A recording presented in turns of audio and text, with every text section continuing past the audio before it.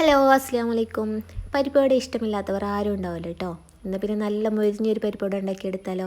ചായക്കടകളിൽ നിന്നൊക്കെ മേടിക്കാൻ കിട്ടൂലേ, നല്ല ടേസ്റ്റി ആയിട്ടുള്ള മൊരിഞ്ഞ പരിപ്പുവട. അത്തരത്തിലൊരു പരിപ്പുവട നമുക്ക് ഉണ്ടാക്കിയെടുക്കാം കേട്ടോ. നല്ല ടേസ്റ്റി ആയിട്ട് വളരെ പെട്ടെന്ന് ഉണ്ടാക്കിയെടുക്കാൻ പറ്റുന്ന ഒരു പരിപ്പുവടയുടെ റെസിപ്പിയാണ് ഞാനിപ്പോൾ ഇവിടെ കാണിക്കുന്നത്. അപ്പോൾ അതാ പരിപ്പുവടയുടെ പരിപ്പ് ഞാനൊരു 2 മണിക്കൂർ കുതിർത്തെടുത്തിട്ടുണ്ട്. എന്നിട്ട് വെള്ളമൊക്കെ വാർന്ന് കിട്ടാൻ വേണ്ടിയിട്ട് ഒരു അരിപ്പയിലോട്ട് ഒഴിച്ച് കൊടുത്തതാണ് കേട്ടോ. കുതിർത്തെടുത്തതിന് ശേഷമാണ് കേട്ടോ അരിപ്പയിലോട്ട് ഒഴിച്ച് കൊടുത്തിട്ടുണ്ടായിരുന്നത്.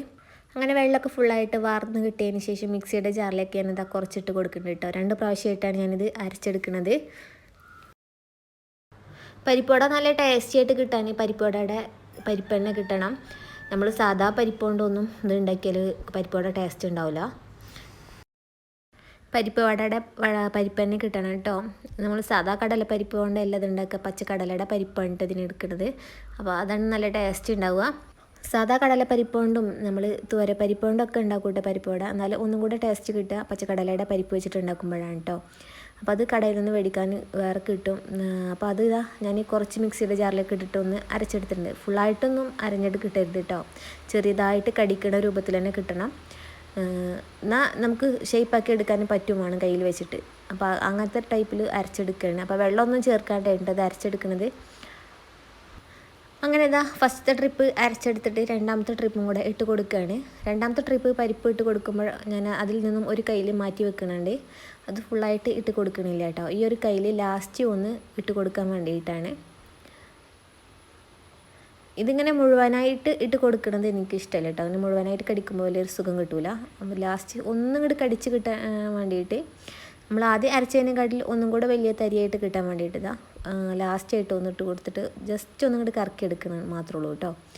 ഇതിങ്ങനെ മുഴുവനായിട്ട് ഇട്ട് കൊടുക്കേണ്ടവർക്ക് അങ്ങനെ ഇട്ട് കൊടുക്കാം കേട്ടോ. ഞാൻ അങ്ങനെ മുഴുവനായിട്ട് കടിക്കണത് ഇഷ്ടമില്ലാത്തതുകൊണ്ട് ഒന്നിങ്ങനെ കറക്കി എടുക്കണുണ്ട്. അപ്പോൾ അതാ അതും അങ്ങനെ കറക്കി എടുത്തിട്ടുണ്ടായിരുന്നു. അങ്ങനെ ഞാനത് ഒരു ബൗളിലോട്ട് മാറ്റി കൊടുത്തിട്ടുണ്ട്. പിന്നെ ഞാൻ ആ മിക്സിയുടെ ജാറിലേക്ക് തന്നെ ഇതിലേക്കുള്ള ചേരുവകളൊക്കെ ചേർത്ത് കൊടുക്കുകയാണ് കേട്ടോ. അപ്പോൾ ഞാനൊരു 4 വറ്റൽമുളകും ഒരു 4 അല്ലി വെളുത്തുള്ളിയും ഒരു ചെറിയൊരു പീസ് ഇഞ്ചി 2 പച്ചമുളക് ഒരു വലിയ ഉള്ളി ചെറുതാക്കിയിട്ട് പീസാക്കിയിട്ടുണ്ട്. പിന്നെ കുറച്ച് കറിവേപ്പിലയും കുറച്ച് ചെറിയ ഉള്ളി വലിയ ഉള്ളിനെക്കാട്ടിലും തോനെ ചെറിയ ഉള്ളിയാണ് കേട്ടോ എടുത്തിട്ടുള്ളത്. അപ്പോൾ അതെല്ലാം കൂടെ ഒന്ന് വൃത്തിയാക്കിയിട്ട് ഞാൻ മിക്സിയുടെ ജാറിലേക്ക് ഇട്ട് കൊടുക്കുകയാണ്. ഇതിലേക്ക് വേറെ മഞ്ഞൾപ്പൊടി മുളക് പൊടി അങ്ങനത്തെ മസാലകളൊന്നും ചേർത്ത് കൊടുക്കണില്ല കേട്ടോ. പിന്നെ ഞാനിതിലേക്ക് ചേർത്ത് കൊടുക്കുന്നത് ഒരു ടീസ്പൂണ് വലിയ ജീരകമാണ് കേട്ടോ. ഈ ഒരു ജീരകം വേണ്ടവർക്ക് ചേർത്ത് കൊടുക്കാം, അല്ലാത്തവർക്ക് ചേർത്ത് കൊടുക്കാതിരിക്കും ചെയ്യാം. പിന്നീട് ഞാൻ ചേർത്ത് കൊടുക്കാറുള്ളത് കായംപൊടിയാണ് കേട്ടോ. ഇപ്പോൾ എൻ്റെ കയ്യിൽ കായംപൊടി ഇല്ലാത്തതുകൊണ്ട് ഞാനത് ചേർത്ത് കൊടുക്കണില്ല. അപ്പോൾ കായംപൊടി ഇല്ലാണ്ട് ഇങ്ങനെ പരിപ്പുവട ഉണ്ടാക്കിയാൽ നല്ല ടേസ്റ്റ് തന്നെയാണ് കേട്ടോ. കായംപൊടി ഉണ്ടായാൽ ഒന്നും കൂടെ ടേസ്റ്റ് കിട്ടും.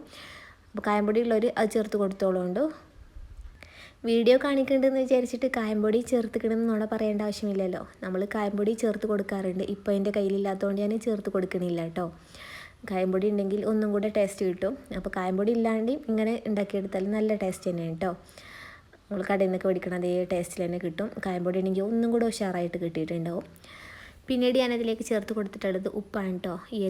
ഈ പരിപ്പുവടയ്ക്കുള്ള പാകത്തിനുള്ള ഉപ്പ് ഞാൻ ഇപ്പോഴാണ് ചേർത്ത് കൊടുക്കുന്നത്. ഫസ്റ്റ് ഒന്നും ചേർത്ത് കൊടുത്തിട്ടില്ല കേട്ടോ. അപ്പോൾ ഈ ഒരു ഉപ്പും കൂടെ ഇട്ട് കൊടുത്തതിന് ശേഷം കൈ വെച്ചിട്ട് നല്ലവണ്ണം കുഴച്ചെടുക്കണം. ഉപ്പും ഈ മസാലകളൊക്കെ എല്ലായിടത്തും ഒരുപോലെ എത്തണമല്ലോ. അപ്പോൾ അതിന് വേണ്ടിയിട്ട് കൈ വെച്ചിട്ട് നല്ലവണ്ണം കുഴച്ചെടുക്കുക തന്നെ വേണം. സ്പൂൺ വെച്ചിട്ടൊന്നും കുഴച്ചെടുത്താൽ ശരിയാവില്ല കേട്ടോ. നമ്മൾ വെള്ളമൊന്നും ചേർക്കാത്ത മാവായതുകൊണ്ട് കൈ വെച്ചിട്ട് തന്നെ നല്ലവണ്ണം കുഴച്ചെടുക്കുക. അങ്ങനെ ഞാനിതാ പരിപ്പുവടയുടെ മാവൊക്കെ നല്ലോണം കുഴച്ച് സെറ്റാക്കി വെച്ചിട്ടുണ്ട്. അതിൻ്റെ ഇടയിൽ ഞാൻ ഇത് പൊരിച്ചെടുക്കാൻ വേണ്ടിയിട്ട് വെളിച്ചെണ്ണ ചൂടാക്കി എടുത്തിട്ടുണ്ടായിരുന്നു കേട്ടോ. വെളിച്ചെണ്ണ ഓയിലോ ഏത് വേണമെങ്കിലും ഉപയോഗിക്കാം. ഞാനിപ്പോൾ ഇവിടെ വെളിച്ചെണ്ണ കയ്യിലുണ്ടായതുകൊണ്ട് വെളിച്ചെണ്ണ ചൂടാക്കി എടുത്തിട്ടുണ്ട്.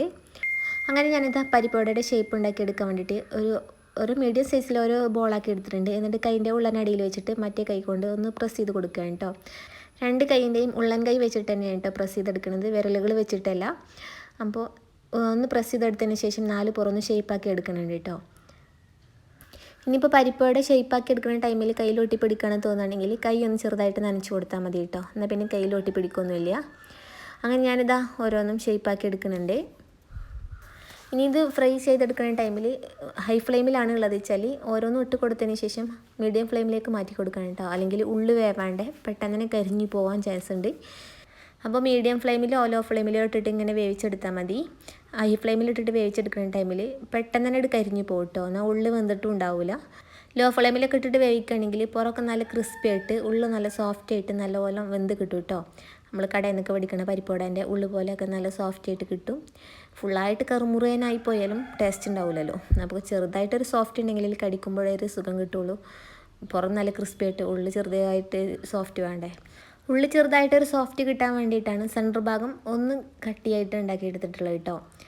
ഫുള്ളായിട്ട് പരന്ന് ഉണ്ടാക്കുകയാണെങ്കിൽ ഒരുപോലെ ക്രിസ്പി ആയിട്ട് ആവും ഉണ്ടാവുക. അങ്ങനെ കട്ടിയില്ലാതെ ഉണ്ടാക്കിയെടുക്കാൻ ഇഷ്ടമുള്ളവർക്ക് അങ്ങനെ ഉണ്ടാക്കിയെടുക്കാം. എനിക്ക് ചെറുതായിട്ടൊരു സോഫ്റ്റോട് കൂടിയിട്ട് കഴിക്കുന്നതാണ് ഇഷ്ടം.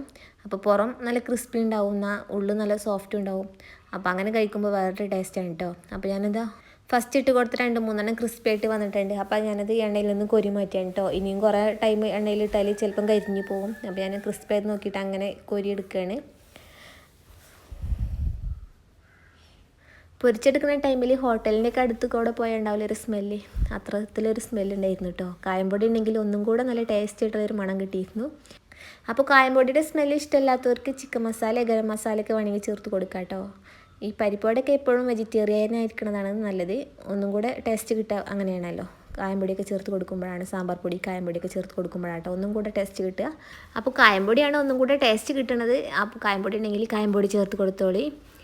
അങ്ങനെ ഞാനിതാ രണ്ടാമത്തെ ട്രിപ്പും കൂടെ ഇട്ട് കൊടുക്കുകയാണ് കേട്ടോ. ഞാനിതിങ്ങനെ ഷേപ്പാക്കിയിട്ട് വേറൊരു പ്ലേറ്റിലോട്ട് മാറ്റി വെച്ചിരിക്കുകയാണ്. എന്നാൽ പിന്നെ ഫസ്റ്റത്തെ ഇങ്ങനെ കോരി മാറ്റുമ്പോൾ വേഗം ഇട്ട് കൊടുക്കാമല്ലോ.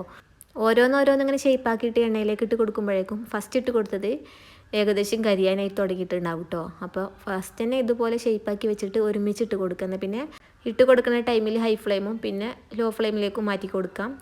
എന്നാൽ പിന്നെ എല്ലാതും ഒരുപോലെ ക്രിസ്പി ആയിട്ട് കിട്ടും കേട്ടോ. അങ്ങനെ ഞാനിതാ ലാസ്റ്റ് ട്രിപ്പ് പരിപ്പോടെയും കൂടെ പൊരിച്ചെടുത്തിട്ടുണ്ട്. ഇത് ഏകദേശം 1.5 കപ്പ് പരിപ്പ് വെച്ചിട്ട് ഉണ്ടാക്കിയെടുത്തതാണ് കേട്ടോ. ഞാൻ ഫസ്റ്റ് ഇത് പറയാൻ വിട്ടുപോയി. ഇനിയും പരിപ്പോടെ ഉണ്ടാക്കിയെടുക്കാൻ കഴിയില്ല എന്ന് പറഞ്ഞു വിട്ട് മാറി നിൽക്കല്ലേ. അപ്പോൾ എല്ലാവർക്കും ഉണ്ടാക്കിയെടുക്കാൻ പറ്റും. അപ്പോൾ നല്ല ക്രിസ്പി ആയിട്ടുള്ള ഉള്ളു നല്ല സോഫ്റ്റ് ആയിട്ടുള്ള പരിപ്പോടെ തന്നെ ഇവിടെ റെഡി കിട്ടിയിട്ടുണ്ട്. അപ്പോൾ എല്ലാവരും ഒന്ന് ഉണ്ടാക്കി നോക്കൊണ്ടു. അപ്പോൾ തീർച്ചയായിട്ടും ഞങ്ങൾക്ക് എല്ലാവർക്കും ഇഷ്ടപ്പെടും.